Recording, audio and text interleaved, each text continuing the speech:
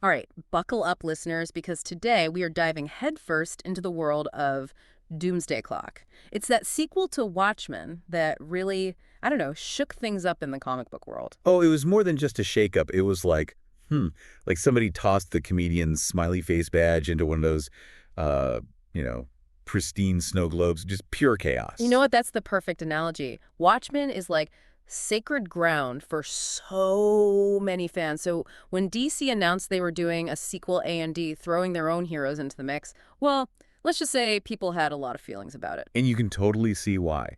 Watchmen, with its dark themes and all those morally ambiguous characters, it really did something different. It wasn't your typical good versus evil superhero story. Mm. It asked some really tough questions about power, about corruption, even about what it means to be a hero in the first place. And that's why we wanted to bring in a true expert for this deep dive.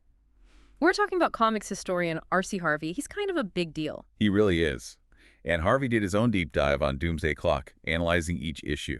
So today we're going to unpack his insights, try to make sense of the plot, and see why this series still gets people so fired up. Because that's what we do here on the deep dive. We don't just skim the surface, we go all in. So for those who haven't read Doomsday Clock, or maybe those who have tried to block it from their memory, let's set the stage a little bit. All right, so the story kicks off with a mystery.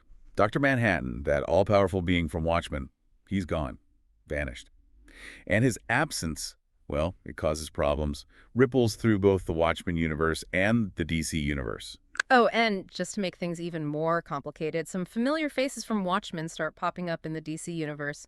I'm talking about Adrian Veidt, aka Ozymandias, former villain turned savior turned fugitive. Yeah, he's back. And there's a new Rorschach running around too. And we should probably mention, for those who might not remember every little detail from the original Watchmen, that Rorschach, well, he had a pretty definitive ending, to say the Yeah. least. So, yeah, the appearance of someone else wearing that mask, it's definitely meant to make you wonder what's going on. Yeah, it's like, wait, is that who I think it is? But how? And then there's that creepy duo, Marionette and Mime. It's like somebody took Punch and Judy and gave them a really dark, twisted makeover. They bring their own brand of, let's call it puppet-themed violence to the DC universe. Yeah, their whole shtick is pretty unsettling. And then you throw in the reappearance of someone who looks a lot like the comedian who we all thought was dead, and the DC universe is basically thrown into complete disarray. I mean, can you imagine Superman trying to wrap his head around a world where masked vigilantes operate with that kind of moral flexibility? Not exactly black and white, is it? Now, one of the first things R.C. Harvey points out in his review is that Doomsday Clock doesn't follow a straightforward path. The storytelling is fragmented, nonlinear, which honestly is kind of fitting given the source material, right? Right. It was a deliberate choice by the writer, Jeff Johns. He's trying to mirror that complex, layered style of the original Watchmen. In fact, Harvey describes it as pearls from a broken necklace. Each issue is like a glimpse at a different pearl. Okay, I like that. It's like he's piecing together a giant jigsaw puzzle, but he's giving you the pieces in a totally random order. You just have to trust that eventually it'll all come together. Yeah, talk about a puzzle.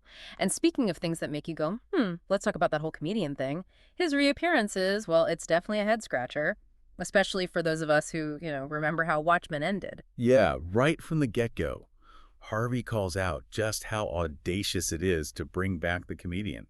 I mean, this is a character who was shot in the face, thrown out a window in the very first chapter of Watchmen.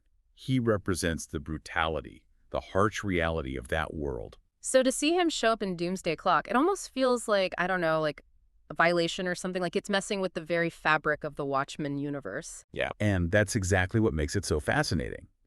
Harvey argues that Johns is using these inconsistencies, these things that seem impossible, to make readers question their assumptions.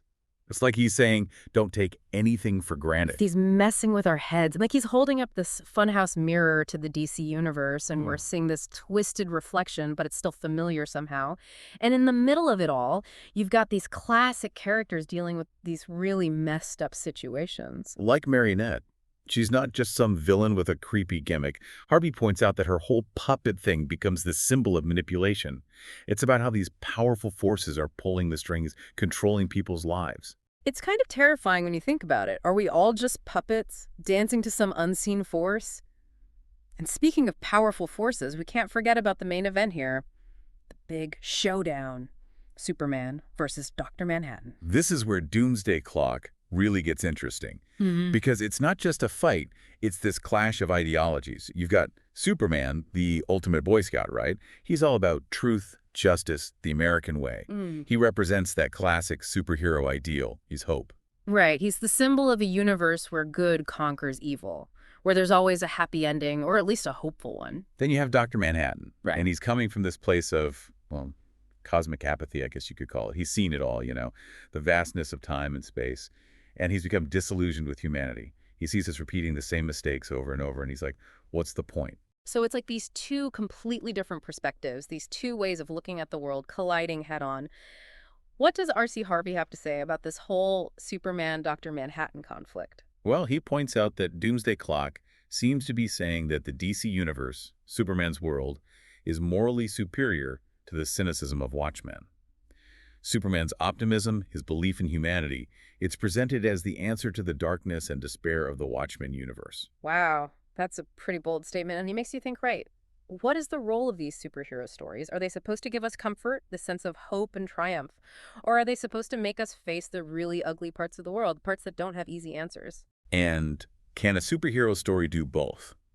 Can you acknowledge the complexities of good and evil, of morality, without losing that sense of wonder, that feeling of excitement that makes these stories so captivating in the first place? Man, so many big questions. But eventually the story's gonna end, right? So how does Doomsday Clock wrap things up? Does it give us any actual answers? Well, that's where things get a little, let's say, debatable. Hmm. Harvey says that visually, the ending is amazing. Gary Frank's art is really fantastic throughout the whole series. But in terms of the themes, the ideas, it doesn't quite hit the mark. So you're saying it doesn't really resolve that conflict between hope and cynicism. Between the DC universe and that Watchmen worldview. Yeah, that's one way to put it. Harvey actually uses the word convenient to describe how it all ends.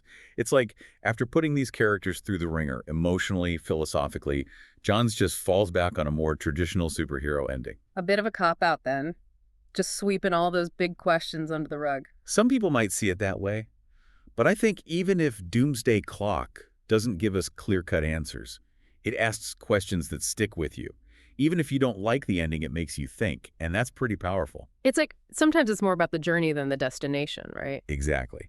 And Harvey even says that Doomsday Clock has sparked a ton of debate and discussion. It's a series that people want to analyze, to argue about. It's got staying power, even if it's flawed. So where does that leave us? The readers, the fans, the deep divers? What are we supposed to take away from this whole thing?